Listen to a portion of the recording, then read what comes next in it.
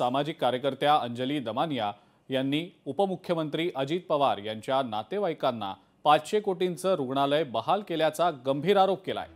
शताब्दी रुग्णालय हे पालिकेनं बांधलेलं 580 बेड्सचं रुग्णालय असून विरोधानंतरही ते पीपीपी तत्वावर देण्याचा प्रयत्न सुरू असल्याचा दावा दमानिया यांनी केलेला आहे।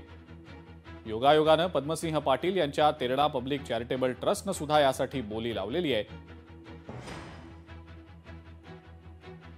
आरएसएस जवळ एक रुग्णालय बांधत असताना हे तयार रुग्णालय अजित पवारांच्या नातेवाईकांना दिलं जात असल्याचा आरोप अंजली दमानिया यांनी एका ट्विटद्वारे केला आहे।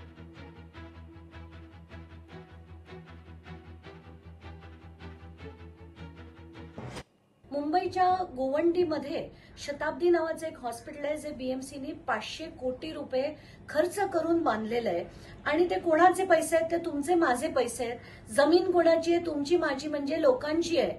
आणि ते लोकांसाठी बांधलेलं हॉस्पिटल त्याचा एक पीपीपी तत्वावर एक नवीन प्रकारे, म्हणजे ते खरंच एक खूप मोठं फ्रॉड आहे।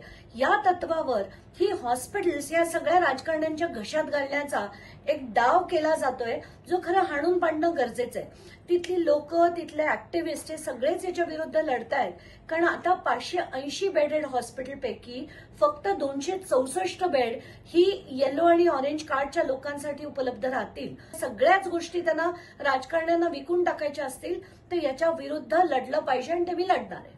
अजितदादांचा आणि आमच्या हॉस्पिटलचा काही कुठल्याच अर्थाने संबंध नाही। सार्वजनिक आरोग्य विभागाचं जे काही काम चाललंय ते आमच्या यंत्रणेच्या मार्फत चालतंय। याच्यामध्ये कुठल्याही अशा पद्धतीचं अनियमितता किंवा अशा पद्धतीनं कुठल्याही एक हॉस्पिटल एखाद्या व्यक्तीला अथवा ट्रस्टला हस्तांतरित केले असा विषय नाही। नेमकं त्यांना काय म्हणायचं हे आपण पहिल्यांदा बघितलं पाहिजे। मे बी ते नगरविकासचं आहे, ट्रस्ट ॲक्ट खालचं आहे किंवा काय आहे, सार्वजनिक आरोग्य विभागाशी हे सर्व विषय संबंधित नाही, एवढं मात्र मी ठामपणे आपल्याला सांगेन। लोकशाही मराठी ऐका, पहा, जागरूक रहा।